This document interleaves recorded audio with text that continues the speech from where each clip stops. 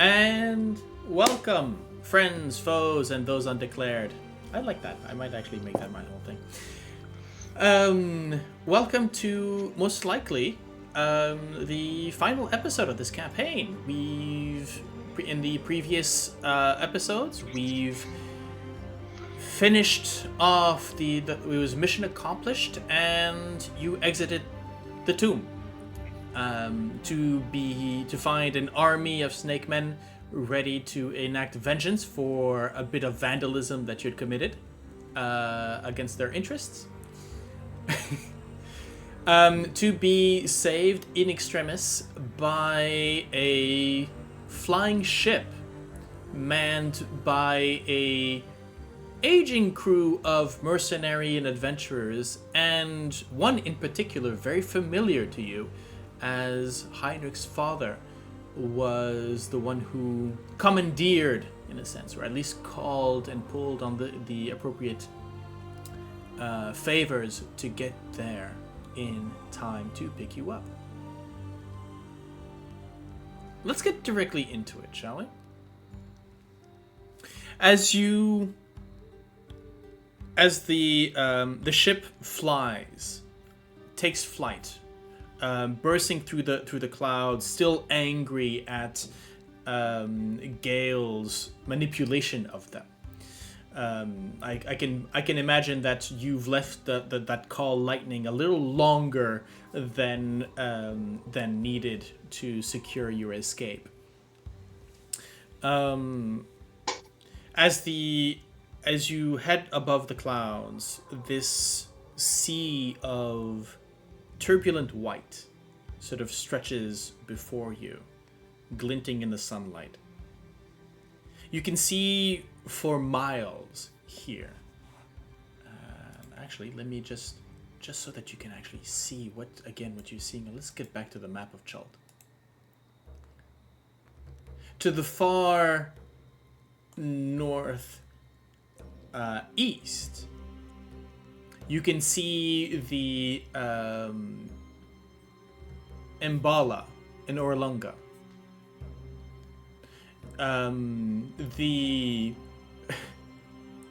The wide sort of blue scrap of cloth, just sort of a dot, right, underneath the cloud cover, just above the trees. You realize that this particular continent, this jungle,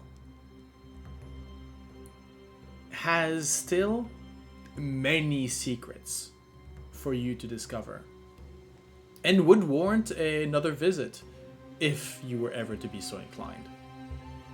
But maybe let's leave that for another group. Your father comes to you, Heinrich, sort of embracing you fully, making a comment about how his old cloak looks on your shoulders. It was very insulting. I'm sure it was. To the point where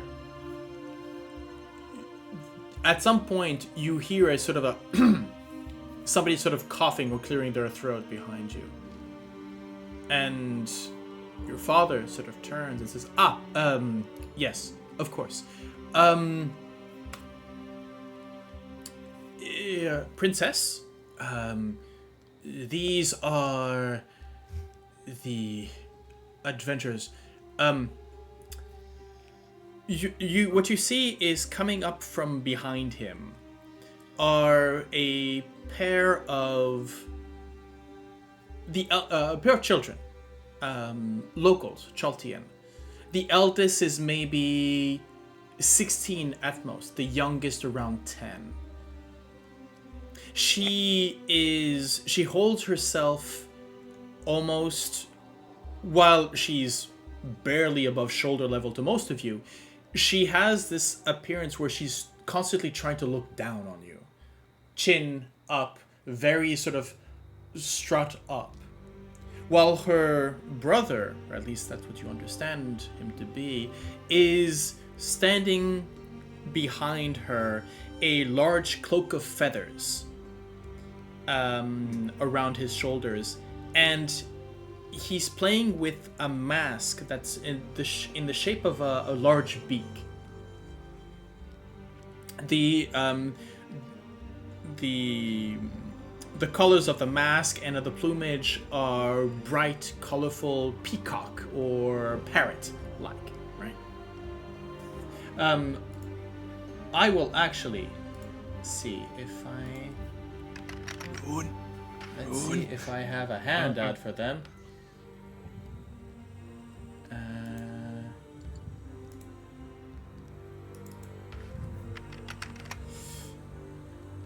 I should. There we go.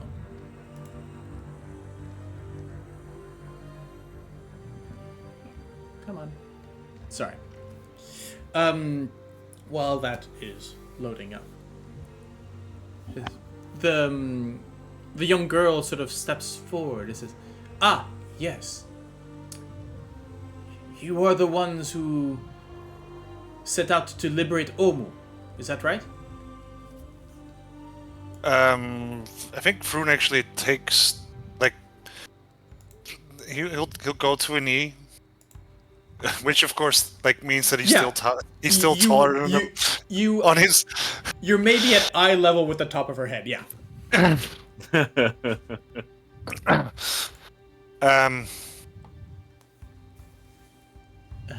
then he'll say, "Yes, we have at least relieved it from a lot of things that ailed it, but there's still much to be done. But the Lich is no more." That pleases us greatly. We, I believe we have found something for you, and then he'll gesture over to Sal and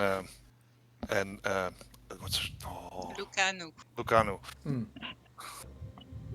Who both of them are sort of, they, at first glance, they're being sort of treated for their wounds, and they're not part of it. They're sort of put to the side, feeling maybe a bit uncomfortable, not uncomfortable, awkward as the family reunion, right? They're just the strangers. They don't know anybody on this ship.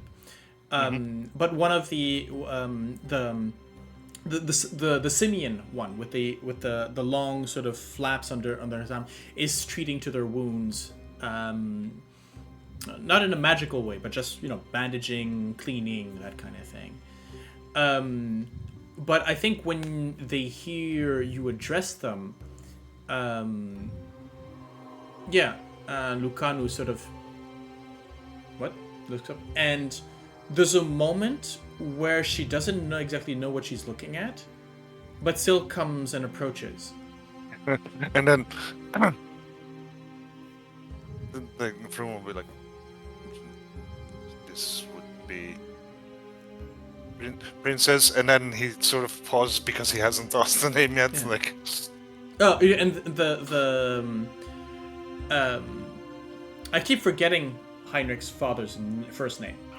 But let's call him Lord Thunder. Well, he's not the Lord Thunderstaff, but Daddy Thunderstaff. Red. There is no Lord Thunderstaff. There's only a Lady Thunderstaff, and everybody knows that. Yeah. Lord Thunderstaff was not my father, as they say. He said, "Oh yes, proper introductions. Princess let's see, Moxanare, and the Prince now. These are, well, they were known as the Charles Skull Thrashers, but I believe now that they would most likely use a new epithet. Nonetheless, directing the attention to this is my son, Heinrich, the Gale, a cleric of Valkyr, Vroondomon, ambassador of Port Nyanzaru to the court of, or at least that's how we've met him in Waterdeep.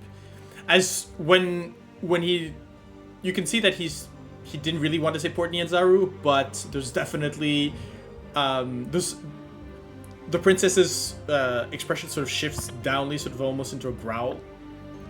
And of course, Sorsha Dragonsinger.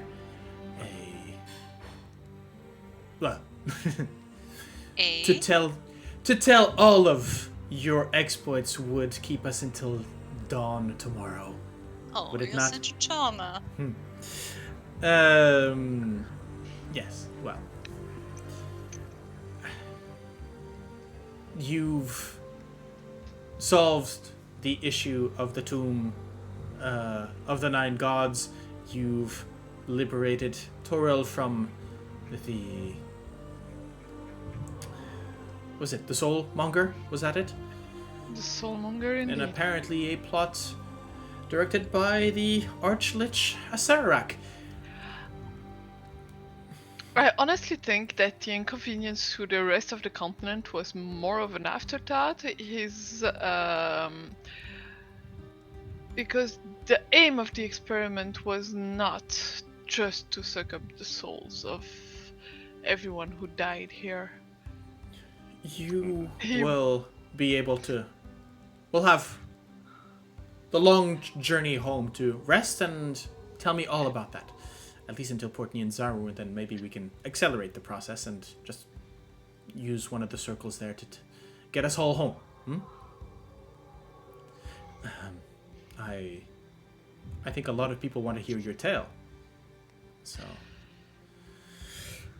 Heinrich, not to put you into it, but you better get writing. Because this is definitely going to make the broadsheets. If the Blackstaff will allow it.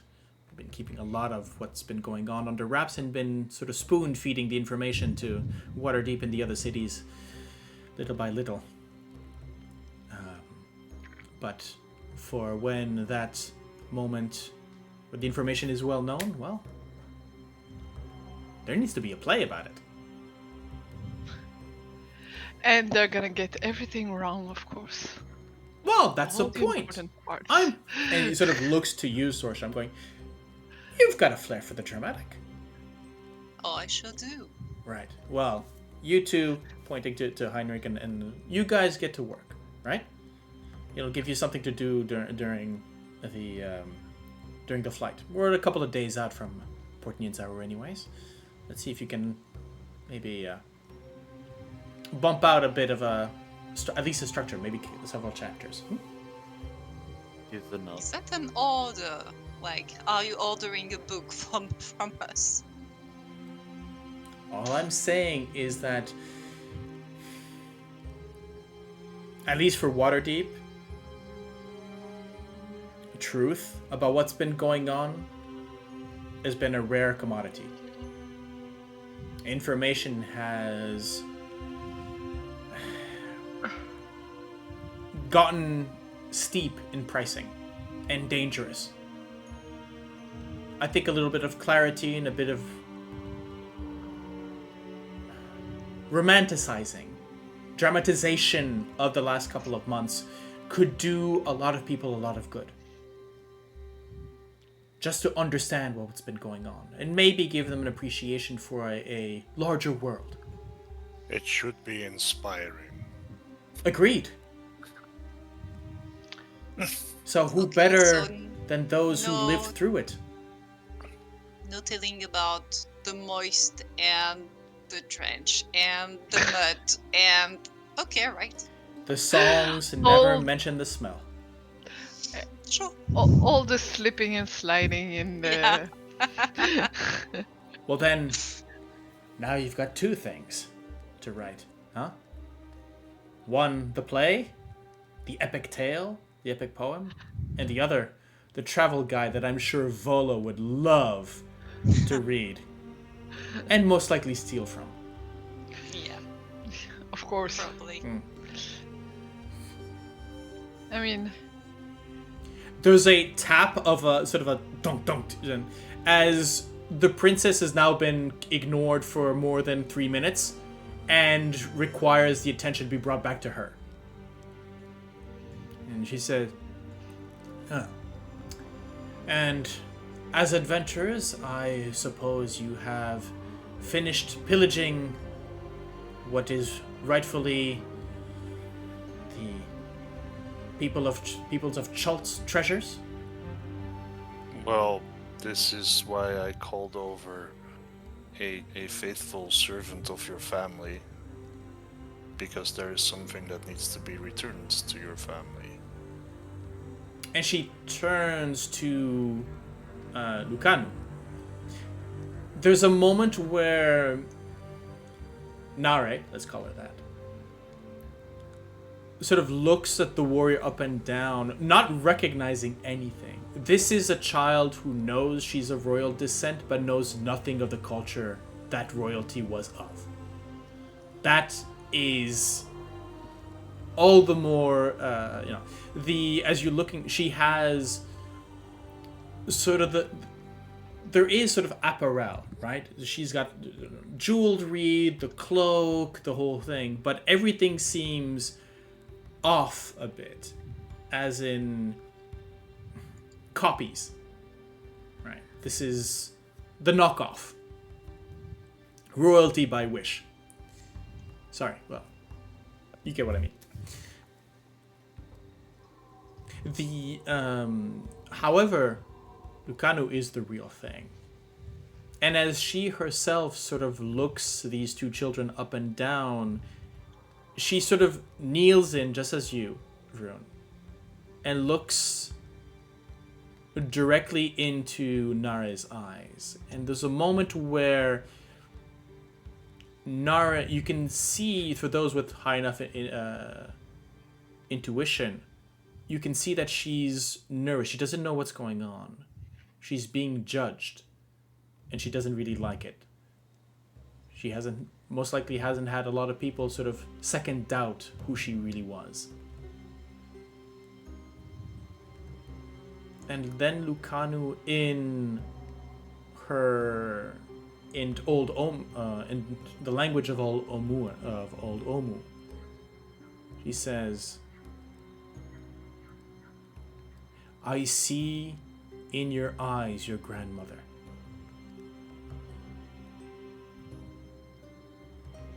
And for those who understand Omuan, I think that'd be Vroon. But for the others, you see her, Nare, sort of, her defenses that were up sort of crash a little bit. But just for a second, right? The visage goes back up. For a moment, she was an adolescent, and then she goes back to it. It says, "Yes, of course you would. Now, you have been... I would hear of how you survived these long years. Where were you? Captured? Frozen?" The Lucanu again sort of rises up, and this time in common, saying, "I would tell you everything that I know, my princess. But that is a tale that will take time. I would tell you of your ancestors and anything that I would know. But for now, you have my loyalty, and you are now under my protection and that of Zal." Zal sort of stands there. Zal's is just a bit bigger than you, I think, and he's definitely doing the whole, showing off his width more than its height, right? But there's a smile on his countenance, as what he was worried about his companion not having a purpose has now been solved. there's... But yeah, he's holding there with lockpick sort of at between his, sort of held in front of him, sort of in that martial position. Well aware that he's holding your possession, Vroon. There's very much of that. Don't worry, you'll get it back. Sorsha is probably whispering to Vroon like, "That was easy, princessing."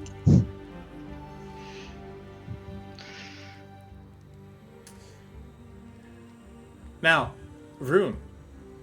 This is a.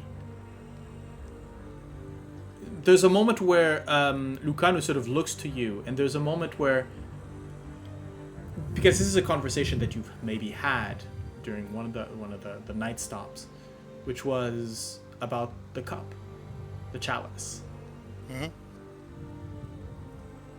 Now, considering that you were the ones who conquered the trials, Lucanu has basically said it is your right to keep it or to give it away.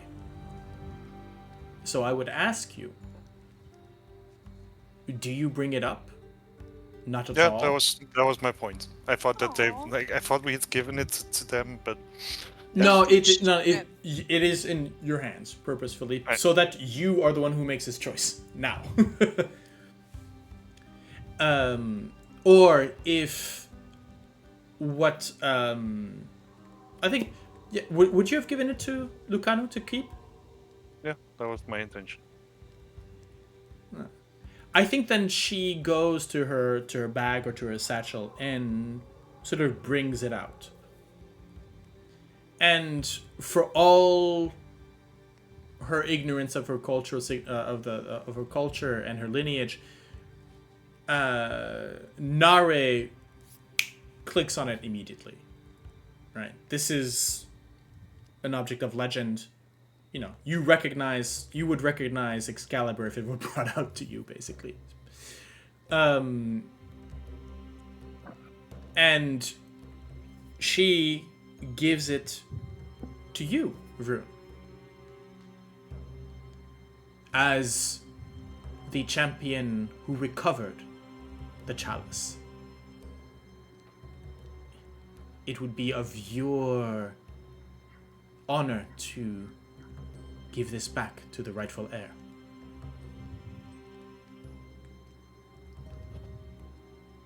Very well. And takes the chalice and then bows to Lucanu and turns to the princess and goes, "I believe this belongs to your family."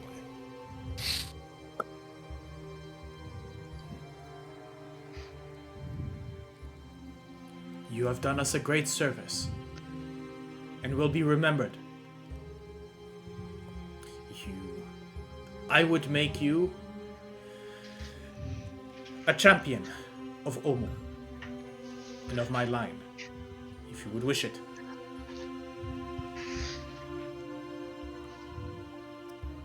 I accept. Good. Now, she's holding the chalice in her hand. I think there was maybe, as she pointed, she sort of, she's holding it in one hand, her staff in the other, and I think the brother is sort of, show me, I want to see it. Can I hold it? Right? And she goes, later. Very well, we will talk later. And sort of turns around, walks towards one of the back of the boat where the Lucanu sort of rises up, waits for her to move a little bit further and says, "Yeah.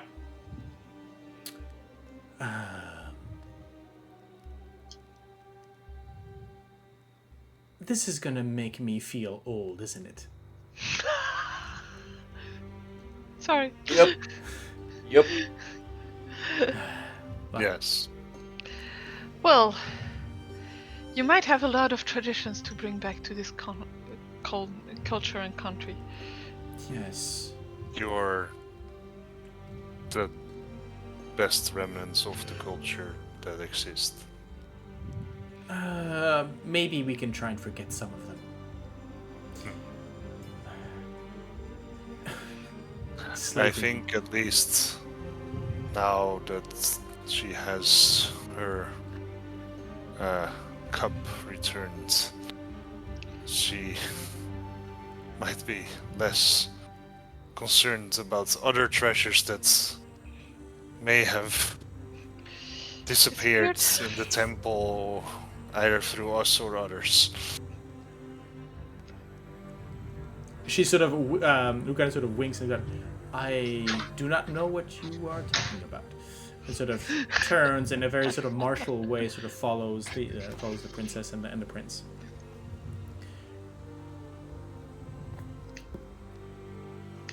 Thunderstaff Senior has been sort of looking at this whole interaction, going, "Diplomat, huh? Yeah, I'd forgotten how good you were."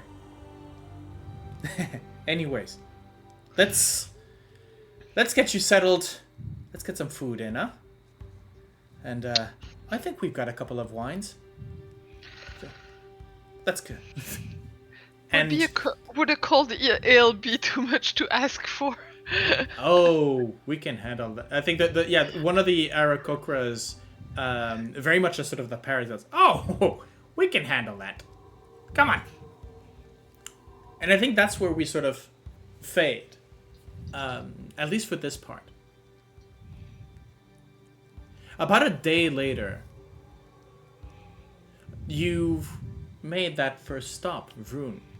You've sort of maybe asked for it, right? Well, As I in- think I would have suggested, like, because I was like, oh, and then we can use the teleport circles, and like, there is another teleport circle.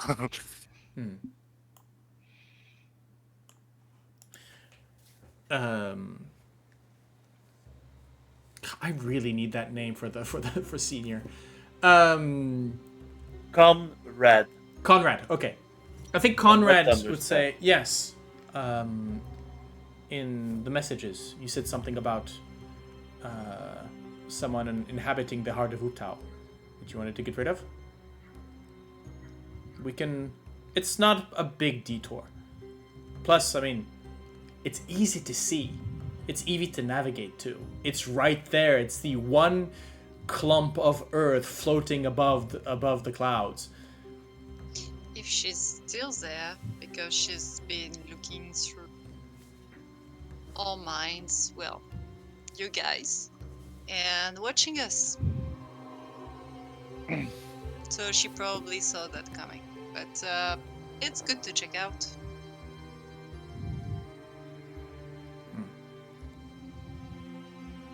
As you I will make preparations for our arrival, and I will call a new friend. Yeah, how does that happen? Tell us about it.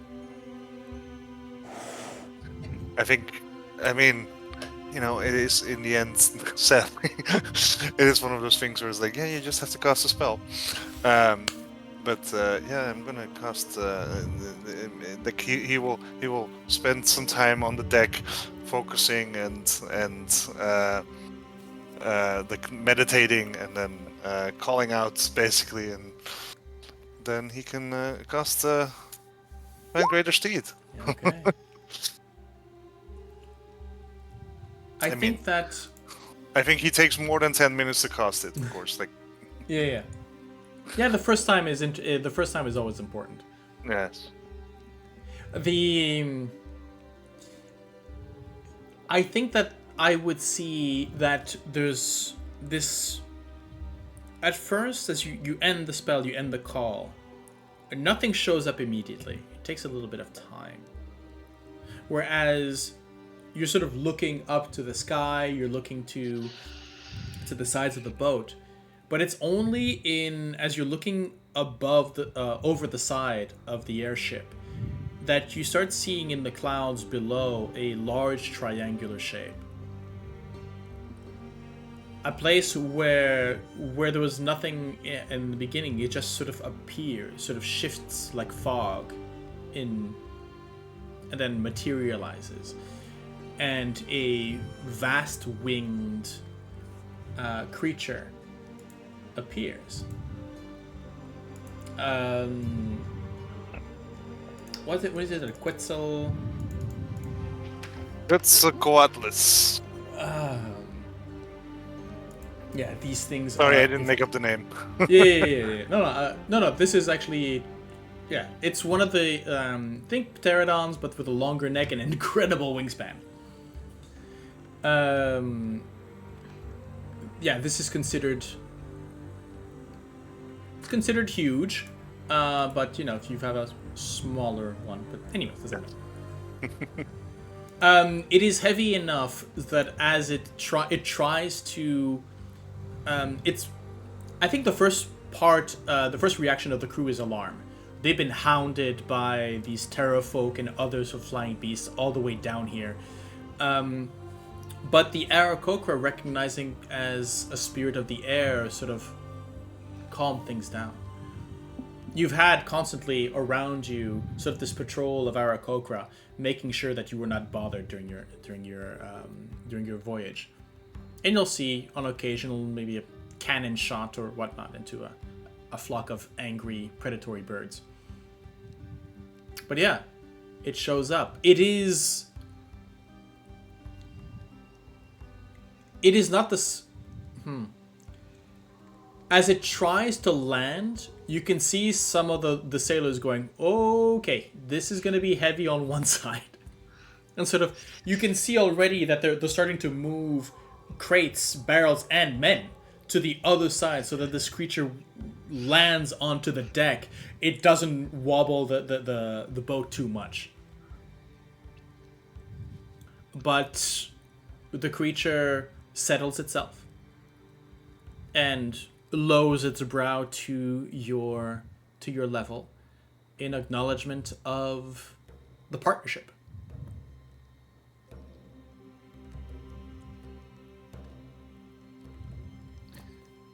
And then he will say, "Thank you, Ronnie, for coming to my call." The creature sort of shakes its head, ruffles the whatever sort of feathers it might have along its neck, and there's a sort of a calm hoot of acknowledgement, and it raises its wings, flaps its way off. Two Tabaxi barely hold on with their nails as they are almost flung off the other side. And you understand that this is an invitation to jump onto it and have your first flight. Yay! Yeah, you can. We all know the how the song goes from How to Train Your Dragon. Just imagine that in your mind, and we'll be good. I'll put that into a veil. Yes.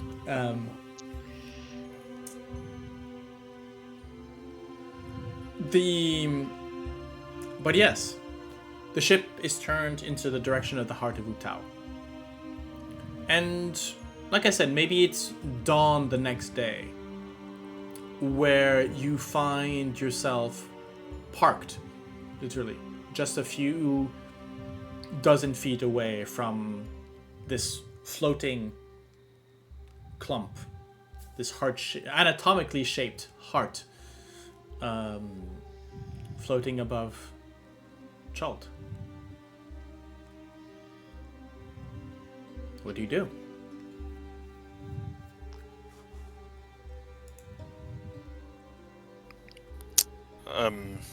Well, Vroon for one will say, if the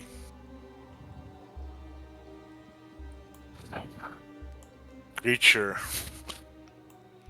is still there, I would drive her out. Who was with me? Gale steps forward and just say,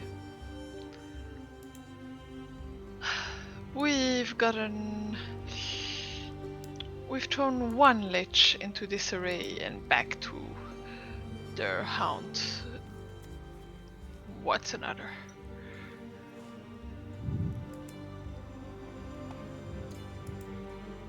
So, Alright, let's go. Ronnie is big enough to carry the four of you if necessary. And so it's a quick... Okay, she's a big girl. Yeah. Technically, if we were to use the... She should be about this big. No. Ah, we're looking at the bottom right. Oh, Okay. yeah, bottom right, yeah. As you jump from Ronnie's back, situated right here, sort of at the bottom of the staircase, right? Just at the mouth of the cave. What do you... Yeah. No sound seems to be coming from inside. Just a low, maybe sort of trickle of water from the pool at the center of the heart. But I would like to define sense. okay.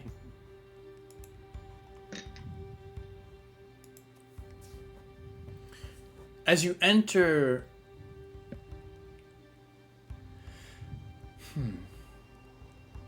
I think that you definitely feel... I mean, yours is by smell, right? If I remember correctly. Yeah, I guess. There was definitely still an echoing, a lingering smell of undeath. It is clear that the influence of the Lich here has... Well, it's still very much present. But you don't feel any particular pinpricks, right? You don't feel like as if there was anybody sort of individual inside. Not that with that particular sense. As you enter Vroon, the room is empty. You can see that where there had been sort of to the right-hand side, the any books or scrolls have been vacated from the library. The desk is has been cleaned out. But what you do see is right in front of the library, there is a glyph that has been drawn on the floor. That's not good. So, I believe you can see it right here. Mm-hmm. Yep. Okay.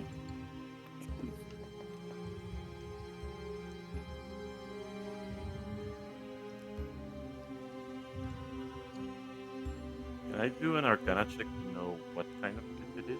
Kind of Sure. I'll check for traps also, Okay. just in case. Yeah, Sorsha, make me a perception check. 27? Okay. I'll get to you And that I in a use moment. my warlock eyes. Okay, that's That's a a big 31. one. Wow. I should do it. Yeah. So, I'll start with Sorsha. Don't worry, Heinrich, I got your back. No, don't worry. Sorsha, as you expand, especially with the eyes and those senses that allow you to sense pinpoints of magic, you do feel that there are... It's always difficult when it doesn't line up with your sight, but there is a presence of multiple sort of sources of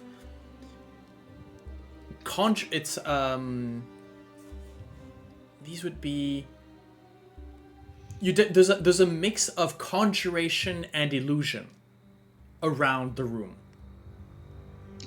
The glyph that is visible to you very much illusion.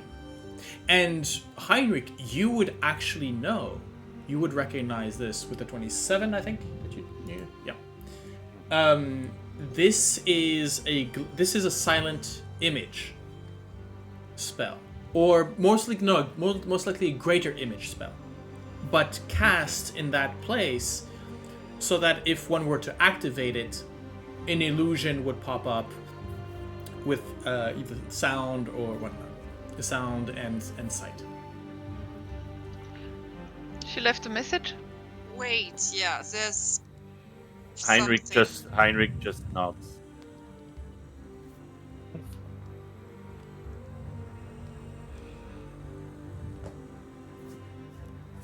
What do you do?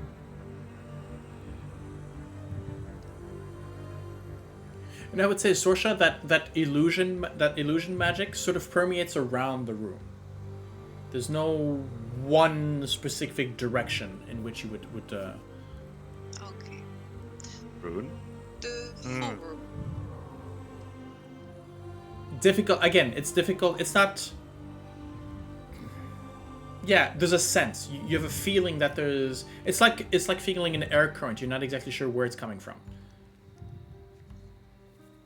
Sure. So what do we do? Do we activate the message that she probably left for us? It seems like he left one, yes. And it might be good to ensure that she will not be able to use the teleportation circle that... Do I have any knowledge of how to deactivate the teleportation circle? Scratch it out.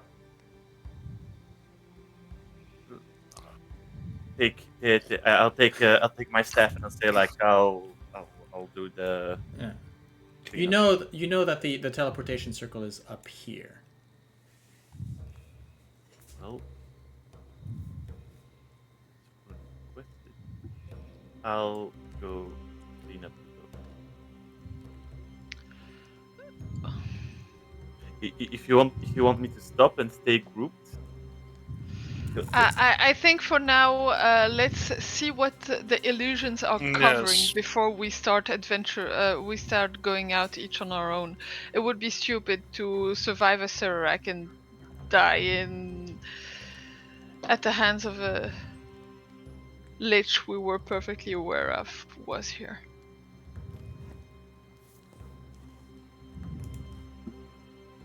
Your father would be fairly disappointed.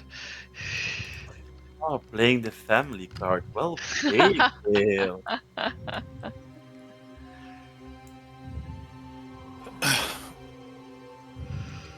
Just for information, how many long rests have we had? You've had a long rest. One? Okay. Yeah, At least one. Yeah.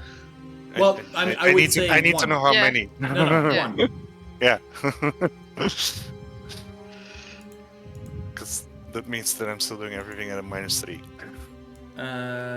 Oh, true that. Mine. Well. Yes, because we had decided that. We had done it Yeah, after. and then we got the long rests But right away, but that was sort of a cheat. So Yeah. Okay. Yeah. So Yeah. you're -3. Yeah. So, Gale and Sorsha, you're still very much at the entrance of the cave.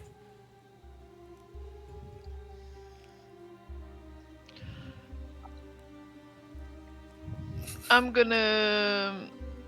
Well, actually, I'm gonna stick by Heinrich if he insists on going on his own, just in case. do I still have that treasure sense thing? Um. I'm not sure if like that would have survived my dying. No, I'm pretty sure they would have not. Okay. Oh, by the way, Heinrich, because you had that restoration charm. Yes. If you want to, because I believe you had 3 still. technically, that you could pump them into Vroon and cure his levels, those levels. Because I'm counting Oh, those hell as yes. levels of exhaustion. Sorry. Well, bibbidi bobbidi boo, you're Right, not so gonna Vroon- need any more too. You're good. Oh, okay. So, you would know, Heinrich, that there is sort of a part of the rune that is sort of the sigil that's been written down, sort of set into place. There is actually the equivalent of a button, right? Whereas you would either place your foot or your hand or whatnot to sort of activate the light show. Someone needs to put like there. You need to put your foot down and then it activates. Very well. Actually, yeah, Vroon. Remind me, you've got yours is a sort of 3 or 4 finger, right? You don't have the 5-fingered hand, right? 4, yeah. 4. Yeah, you can definitely see that the markings where the hand placement would be is to your size. Okay. Oh, the message is for me. Let's see. Ooh. Well, it's big enough for it to be for you. Okay. You press it? Yep. Okay. There's a moment where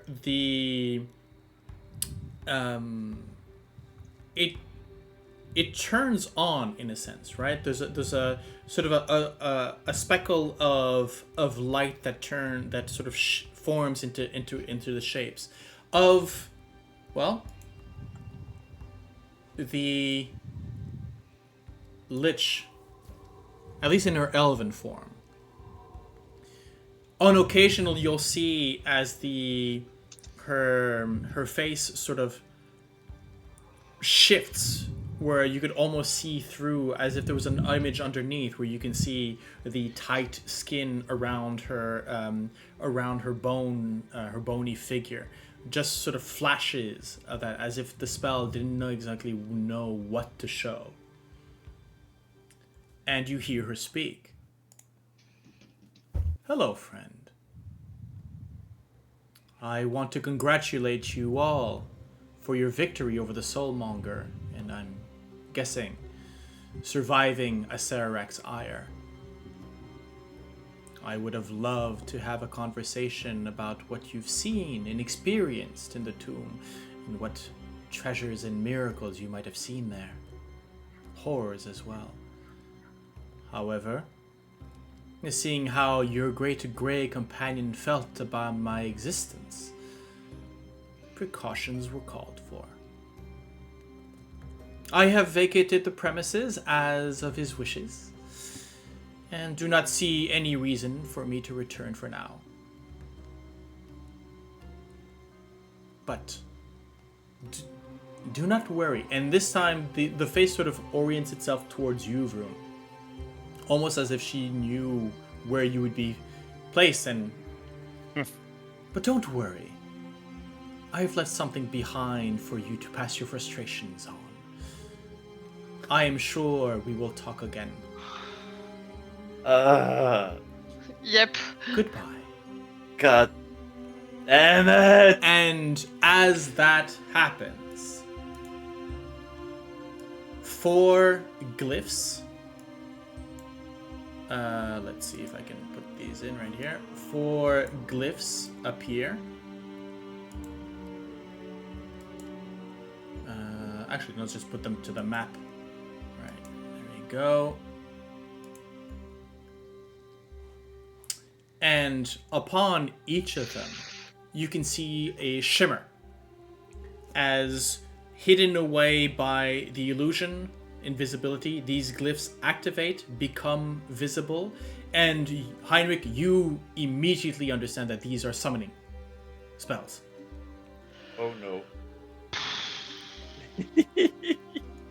And in their place, 4 hooded figures appear, haunched, the cloak low above their face, but just so enough that you can see the jaws distended, just make out underneath. Now, players, as these 4 Bodok appear, I'm going to give you a choice.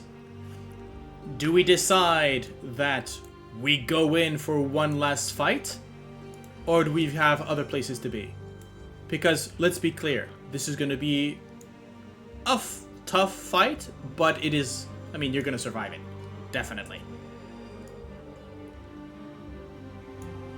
So... I think when the creatures are gonna get summoned, I'm just gonna say loudly, Vroon, what's your call? Oh, by the way, the coming from the closet area is a thump, a roar, as a 4-armed white cadaver of a gorilla sort of steps in, and the cage in which you had found Artis and Dragon Bait originally tears open like paper as another one appears there, as they had been hidden by the same illusion. Would Divine Sense not have sensed that then? Not sure. Well, Validra had time to set up a trap. Let's put it that way. And there is sufficiently unhallowed ground here to sort of suffuse and to sort of distract you from the pinpricks. But I mean, you knew you kind of knew it was coming in. You were not surprised by this. No. So, question, folks: do we just want to? What do we do? I mean, Yeah. Vroon would stay and fight. I don't want to necessarily drag out the session for staying and fighting. Synthetic mode. Okay. Activated. Everybody, okay. Do we, as Vroon, what weapon do you pull out actually? I think he's still wielding the giant silver axe. Okay. As you draw you draw the silver axe, the others you ready your spells, your blades, and I mean,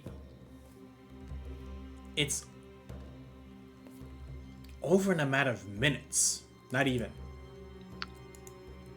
Let me just remind myself of what a Bodok can do, just out of curiosity. All of you at disadvantage, could you please make me a Constitution saving throw? Technically, you should be doing 4, but... That would be disadvantage roll.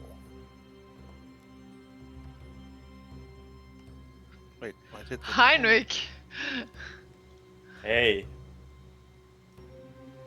I have a 15 because it was double 9. Okay. Oh, yeah, some reason it didn't go through. Okay. Yeah, I'm also trying to look why it's not. Doesn't matter. Yeah. The, Gale, you have a little bit of difficulty, as the DC is actually 13. But nobody falls under, what was it, 6, I think? 13 minus 5, no, 8. So nobody falls to 0.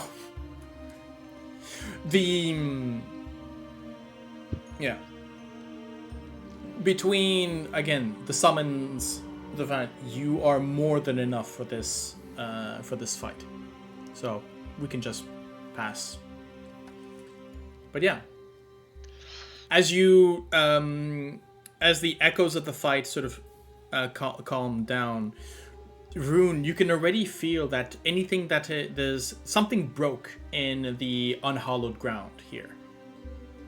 The last remnants of undeath being maybe pushed out from the heart of Uptao into the greenery below. It's almost as a fever breaks. And you know that this sacred place will take up its purpose again. Though what purpose for a godless Religion, that's something else.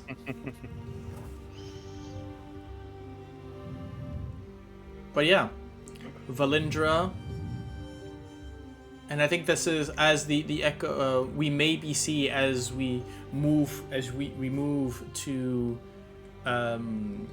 back to the ship. Maybe in transparency, we can see Valindra being escorted by two mages in long red robes, cloaked head to toe in red. Golden filigree and blackened filigree all over their cloaks, being presented to another creature. Emaciated, black skin, sunken eyes, wearing rings at every finger, holding on a throne. And we just hear in Valindra's words now, without that glamour that she had have, is pushed to her knees in front of the throne. And we just hear her words, "My Lord Zastam."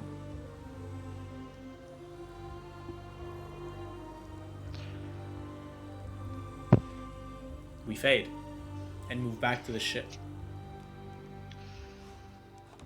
We maybe see evidence that time has passed, right? Either you're wearing either different clothing or you've removed the armor and whatnot, and the ship is now arriving above Port Nianzaru.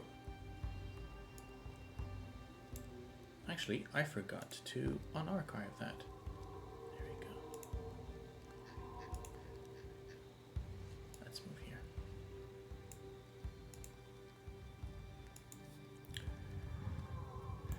The ship flying overhead as definitely attracting crowds underneath.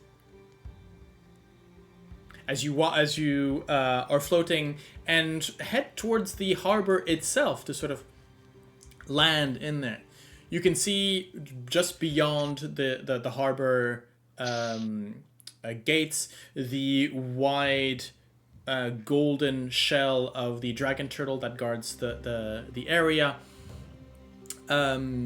You can see that there are children and adolescents sort of running in the streets, following the shadow of this flying ship above them. Seems that they didn't come here. They didn't come this way the first time.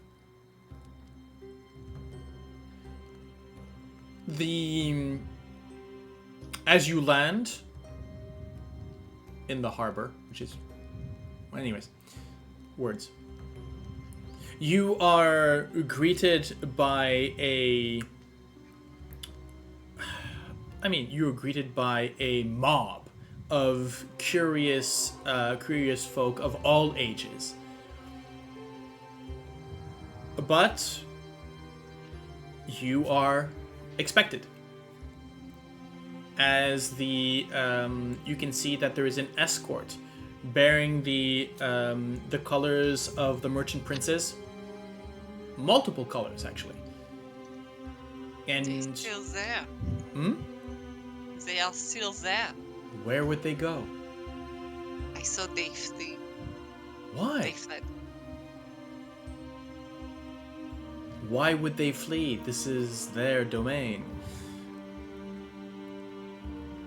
I mean, like undeads on the doors and the desks. Oh, they have people for that. Okay. Mm-hmm. Death has always been a part of Port Nianzaran life. Fair. I mean, when you talked about at your first visit, when you talked about the death curse, they didn't notice anything specifically different. Resurrection is something that is not really in the means of most of the population here. You did not see anyone sort of writhing and decaying. This is a fairly young society yet. There's not yet the space. There hasn't been enough time to justify immortals.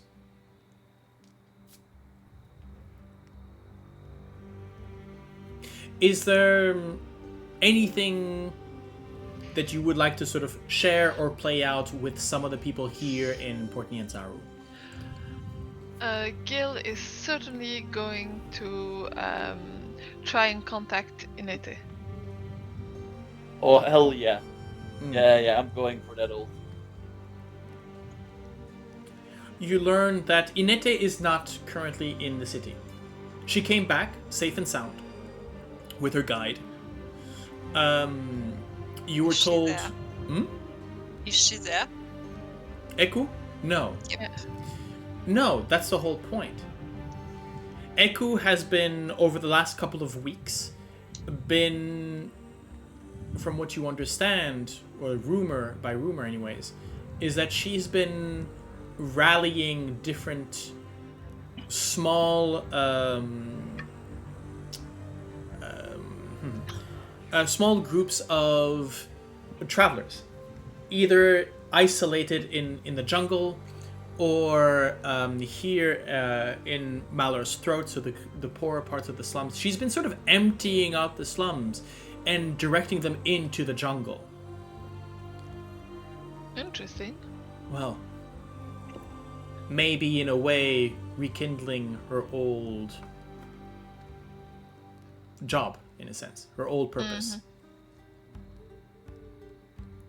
And you understand that Inete has, with permission from her elders, who were, for some, happy to see her go, as she became a bit of a troublemaker after, staying with with the foreigners for a couple of weeks.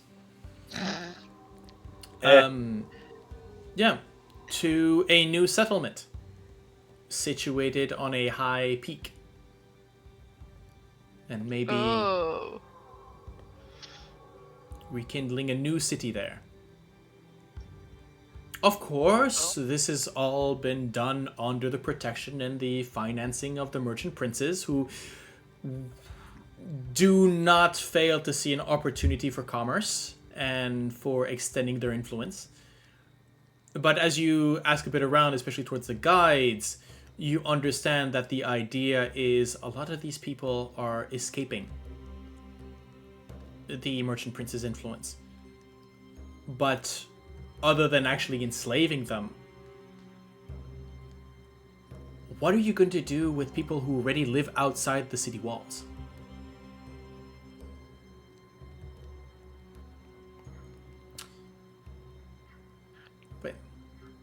But with a quick communication,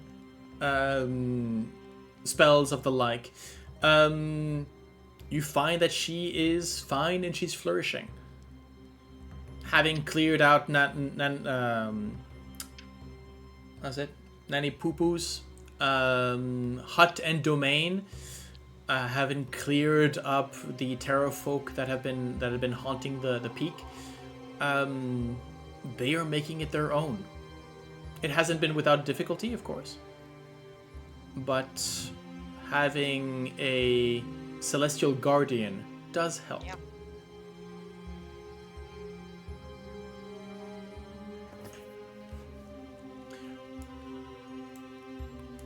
There are other guides have also joined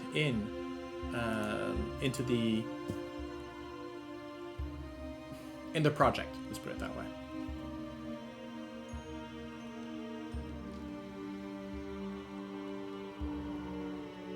Anything else?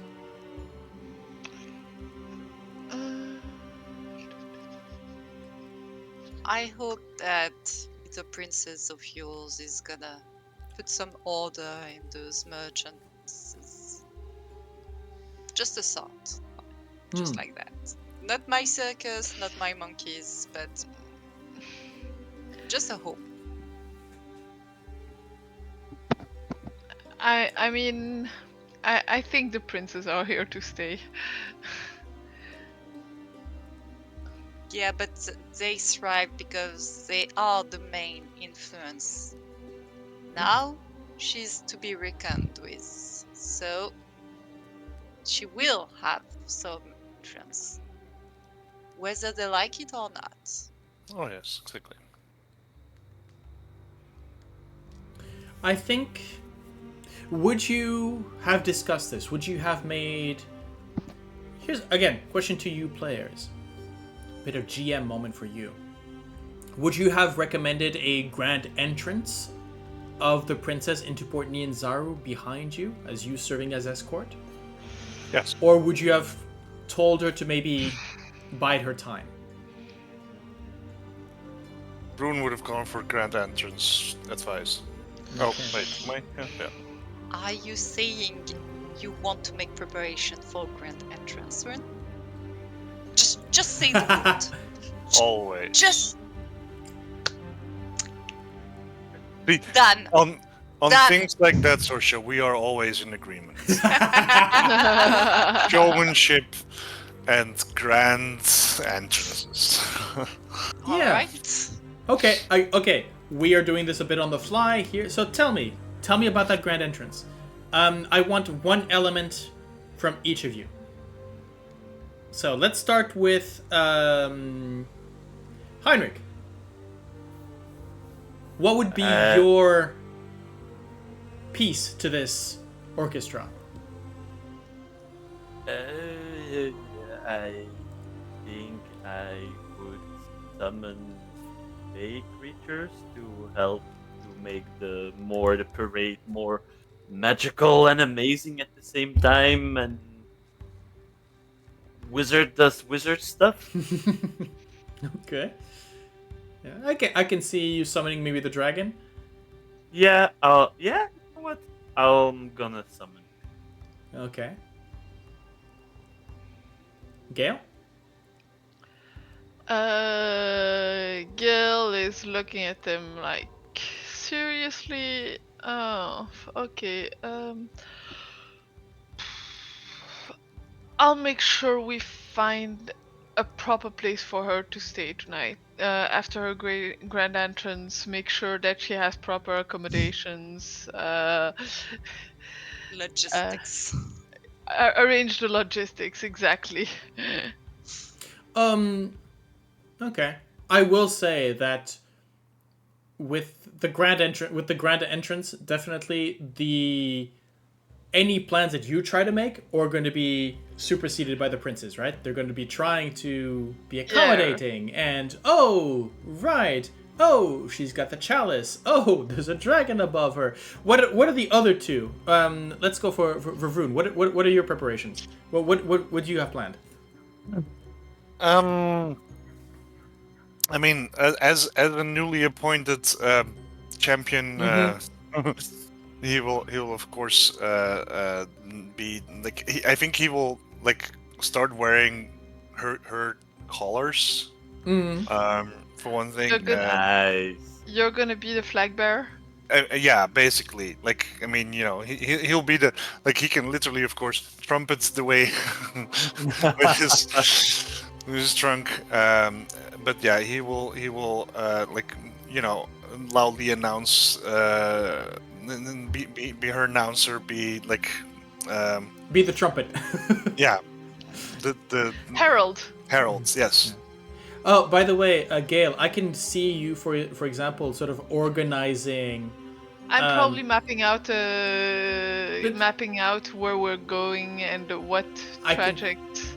I can see you organizing the sailors from the ship, you know, for as an honor guard, or whatnot, as something along those lines. Yeah.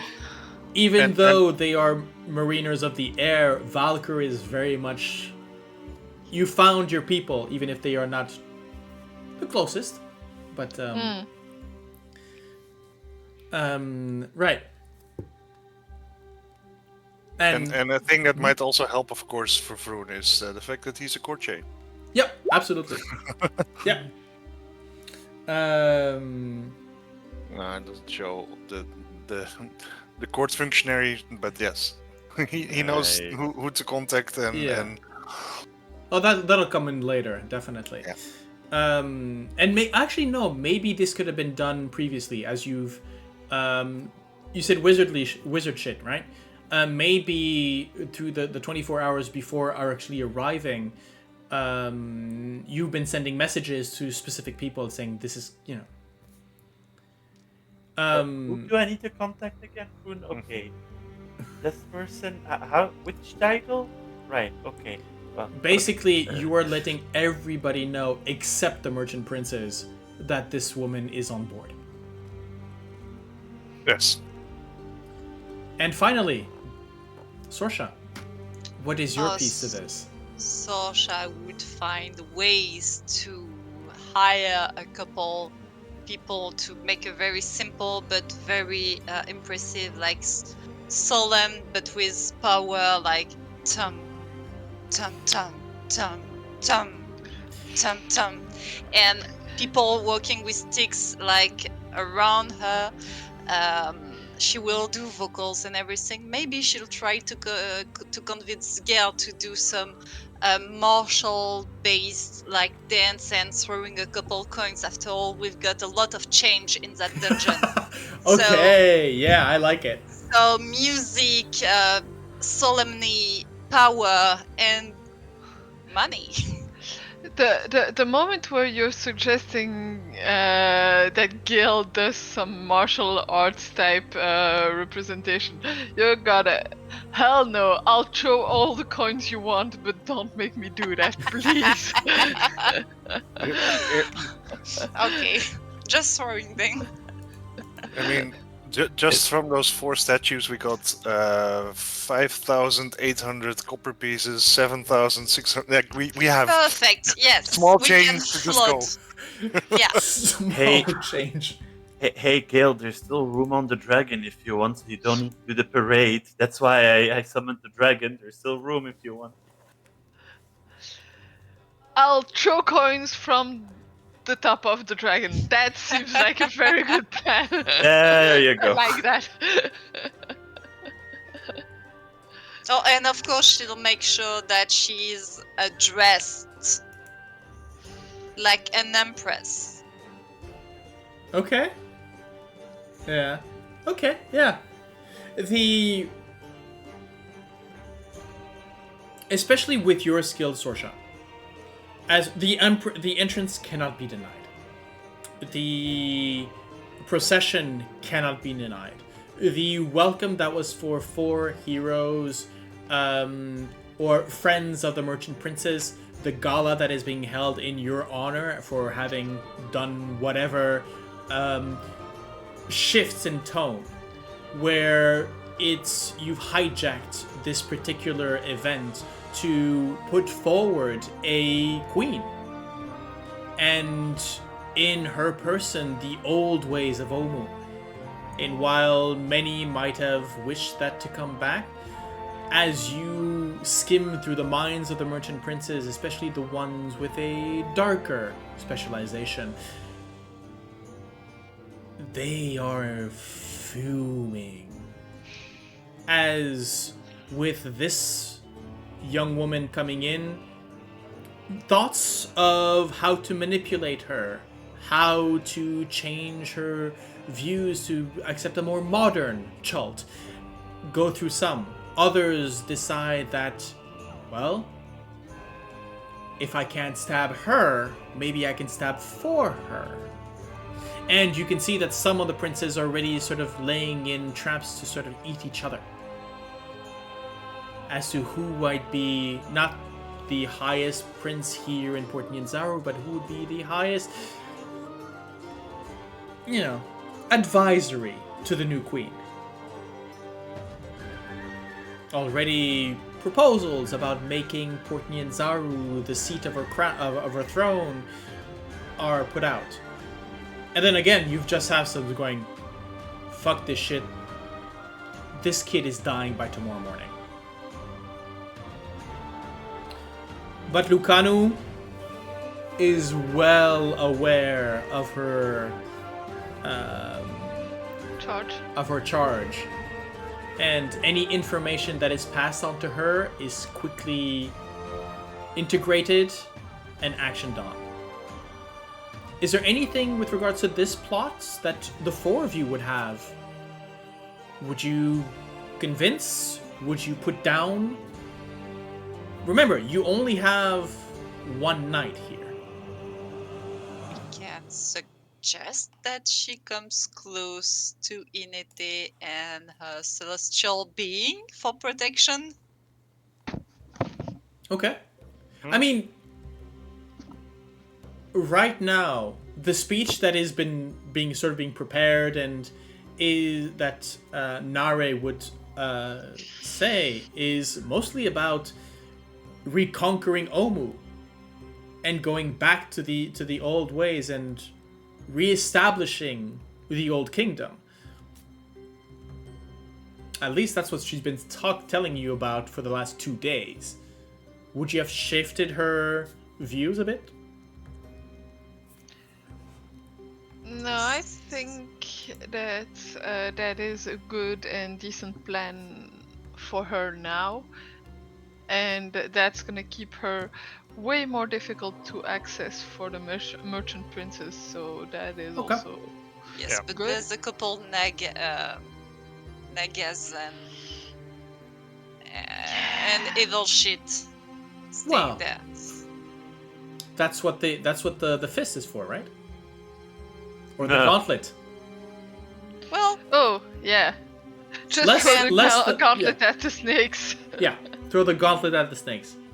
just not Nyanzaru if she wants to survive. But yeah, You would have been, by the way, you would have been told that a couple of days ago, and you would equivalent this to the fall and the execution of Rasen C.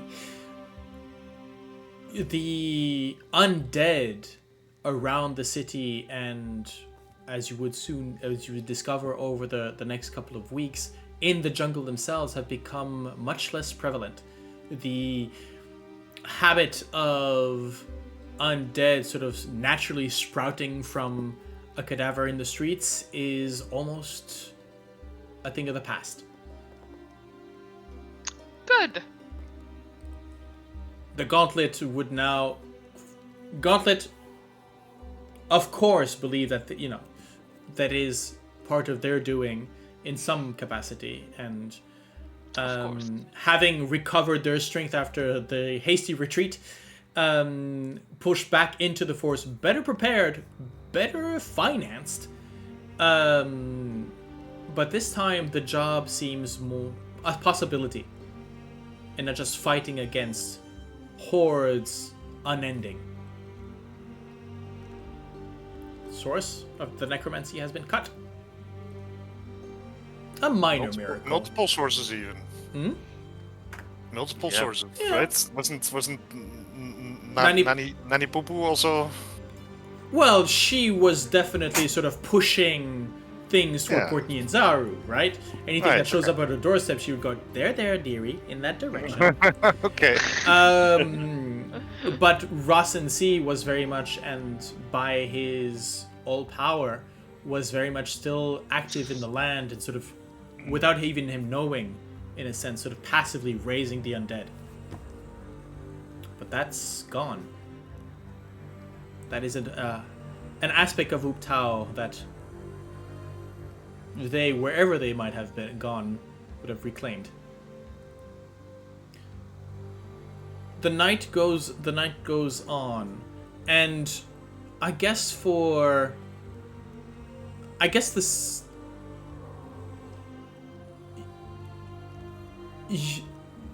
Nare, the princess, would not have been stayed in the city. She would have been very quickly re-escorted to the ship to her quarters on the reason that they would leave south to maybe not yet to Omu just yet. I just need to find what was the name of Kirsabal. Kirsabal, where she's been basically living most of her life under the protection of the Aarakocra, and from what you understand, the greater lords of air, the spirits of wind that move around Chult. But Seems like a very good thing.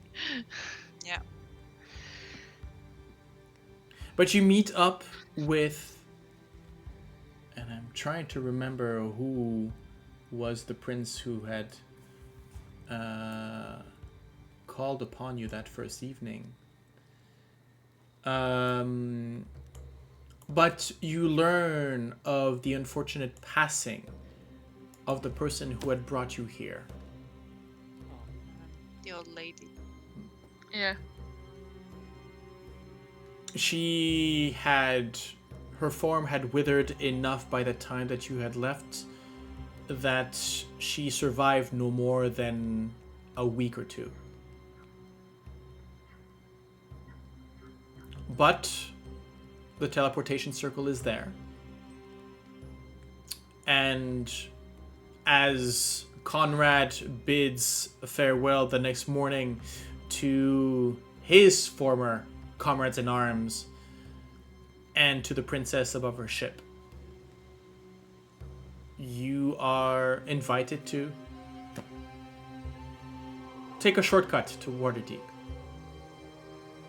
But do you Before all that- go there? Oh, yes. Go ahead. Yeah, sorry. Heinrich, could you send a message, please? Could you ask, like, just this message, like, exactly? Hey, Ice Fingers, how you doing? Still alive?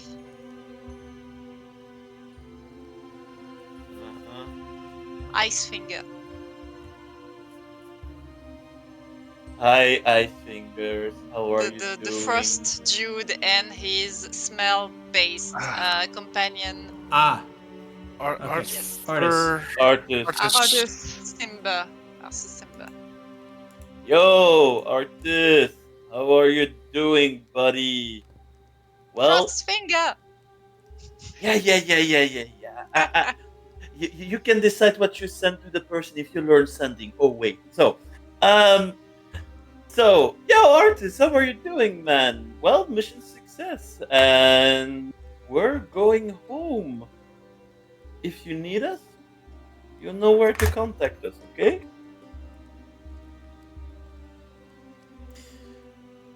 how does sending work across planes? That doesn't work. Doesn't it? No. If the person is on another plane, it's just. That Actually, no. normally- I think there's Wait, There's a there's- higher level. Yeah, there's Spell one. So there's. contact other planes or something. No. There's No. I think sending there is a percentage. I think there's a roll to see if it crosses. Well, I'm gonna check. I just need to come up with the reason for why you're not getting a response. That's all. Just want to make sure. There is a 5% chance the message doesn't arrive. Okay, could you roll me a D100, please? Okay. 91. Okay, so it does get to it. I think that the answer that you get is, oh, yeah, we all felt that here. It's good to know that you're going home. So did I. Thank you for everything. Dragonbait says hi. So he's doing well. He got home, and Dragonbait said hello also. So Home? Well, you know, fresh lemon smell to Dragonbait as well. Fair enough. Heinrich. So, by the way, during this whole, because we mentioned artist, because I needed to remember who you were talking about. Was the name artist actually pronounced between the three of you? Probably. Probably. Okay. I mean, at the very least, Vroon was like, "Who do you mean?" Oh. Okay.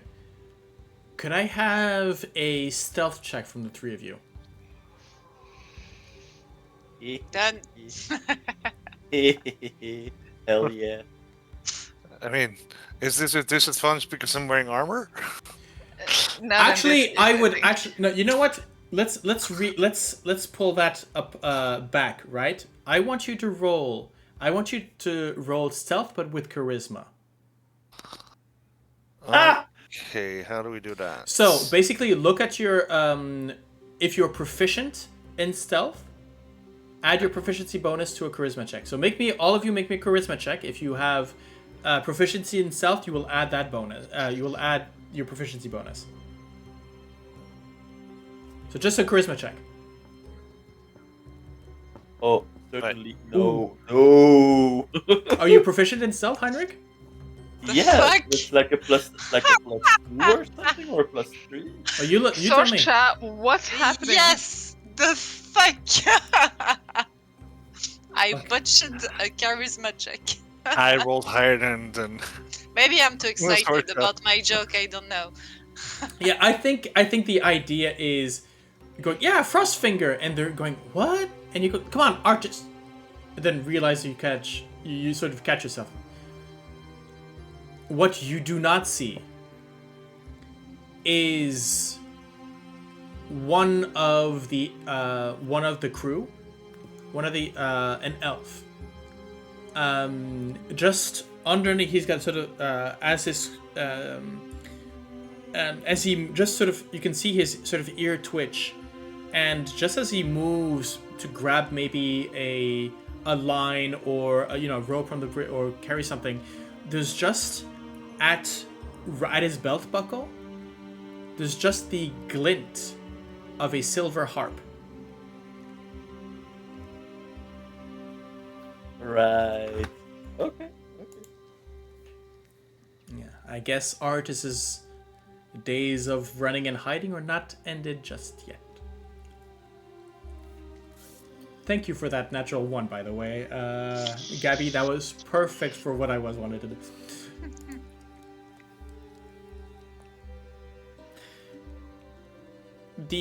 So, as I mentioned, in the morning, you watch the ship carrying the princess back to Kirsabal.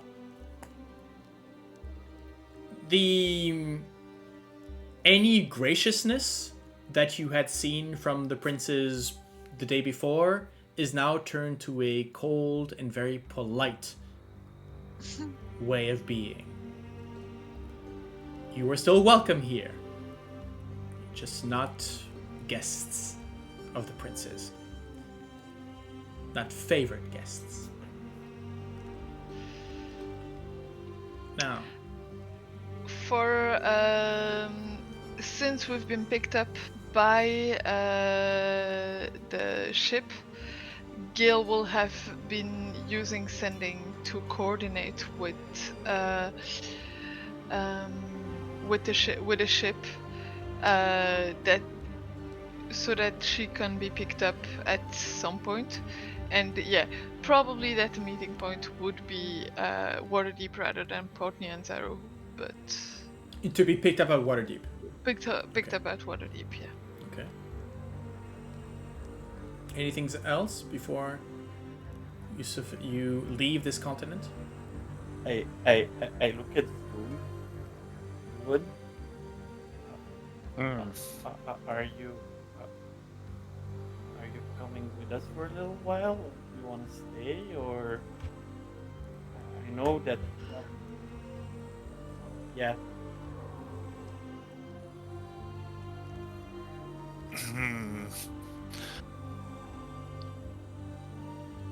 Would it be possible for me to join you later, or?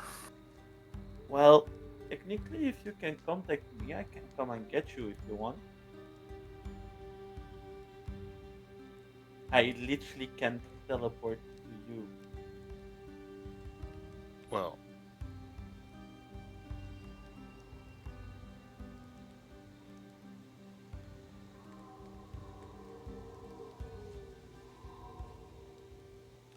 I will try to give you the coordinates. There will be places to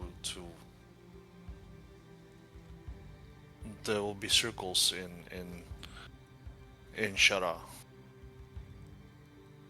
Give a And nod. perhaps you can come collect me there.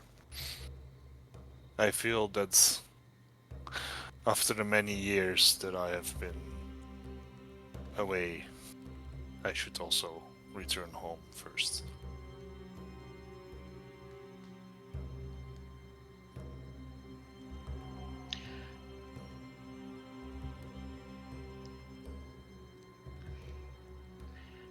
Gale comes closer, clasps probably your trunk and the side of your the side of your arm, and says, "It's been a pleasure fighting at your side. Thank you, Vroon." It's been an honor. You are a skilled warrior and a boon to the priesthood of Falkor. You're putting me to shame. I'm not as good as with words as you are, but I've really appreciated the time that we spent together, And we will spend more. and we will spend more. Get home safe, and don't be a Perhaps you should stranger. also visit your family. Oh, I plan to. I need some time on the sea, on a ship, home.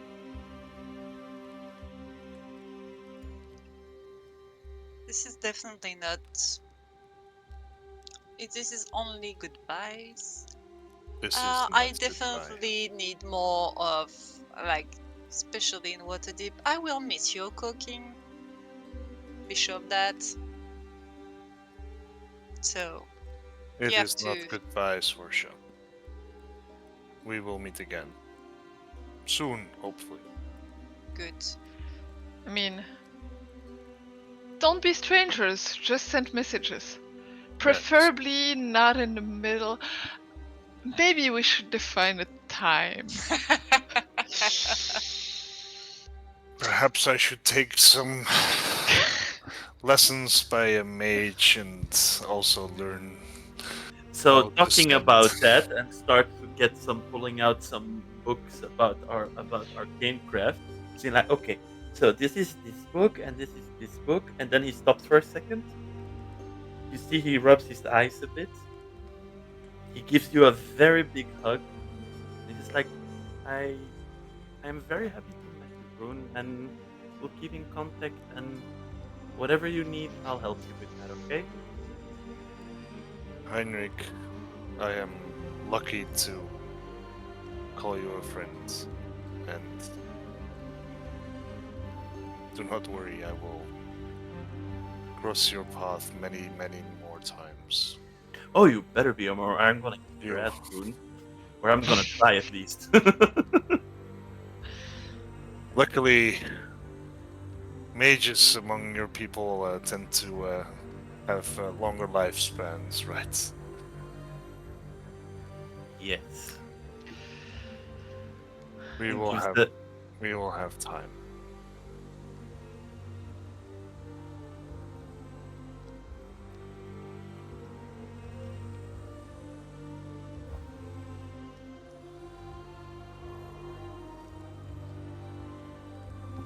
You're muted, I think, Mr. We Chief. don't Yeah. hear anything. As three of you then set yourself to that cottage in which you had first appear on this continent, finding the teleportation circle, the local merchant prince seeing you out with a cold smile, but as you skim his mind, he's been looking at every single one of the treasures that you might be wearing or have been brought back. Thinking about all of the other riches that can now be found in the jungle with much less risk. And so there's a sly countenance to him, as in, I might have lost some things, but I will gain another. The three of you disappear in a flash, leaving Vroon alone in the room, as the Merchant Prince basically just turns his heels and goes to whatever affairs he had. Vroon, anything you do?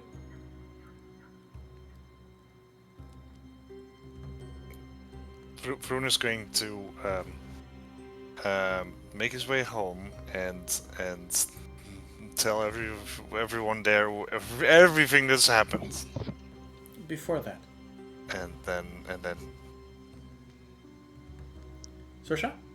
Okay, so I made a nat 20 for an action. I know I'm not the GM, but Rune, can you make please a perception check? You do realize, my dear, that uncalled for rolls do not necessarily count. Well, you So- will tell me. But I want to surprise Rune. Okay. is this if it's smell based? I need to know. Well, if it was smell based, I think I couldn't have made it. Okay. But Okay. you lost that ability. Oh no, it's No, no. That's just, that. I also like trunk. My trunk gives me better smell. Like it gives me advantage on perception checks when it's Make a smell-based, perception so check. I'll just make a regular one. At normal roll. And 22. 22. Yeah, by 10. So, what did you do? What did you do? Sorsha, took a part of the treasure and slipped it into Rune's luggage with a note. And it's something for rebuilding. No Aw. signature. Very sweet. I think that you might be pondering this note. This is, you've arranged per passage to the Mother of Mists to be leaving with the next tide. But there's still maybe a couple of hours before the ship leaves, or that you need to embark anyways. And you're maybe looking at this note pensively, thinking on the events that happened for, 2 months since the day you arrived here, that you came back. Not much more. And yet it feels like a lifetime of experience and growth.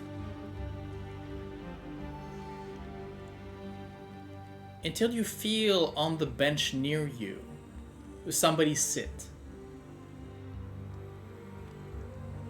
As you look to him, you can see a young man, maybe in his mid-20s. At the apex of health and youth, right? As you look to him, you can see that he's bare-chested, sort of linen pants, a jug of, by what smell you can determine is Tesh. You flash to a dream that you'd had weeks ago, months ago, years ago. But this is not the same man. This is not your friend from youth. As you look towards him, you can easily spot that he has the dry musculature of a warrior. And dancing upon his skin, interlaced with that sinewy muscle, are labyrinthine tattoos.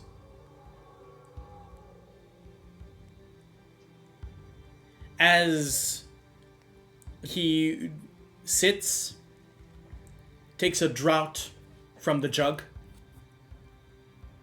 and turns towards you, handing you the jug.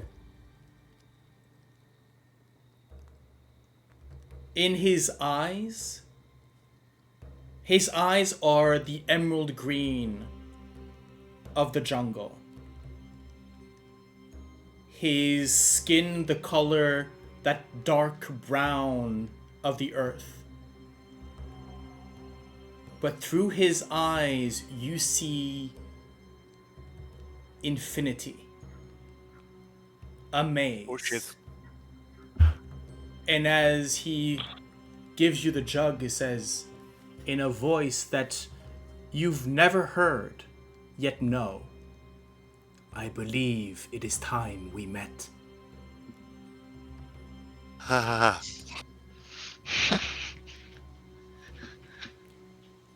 And we fade.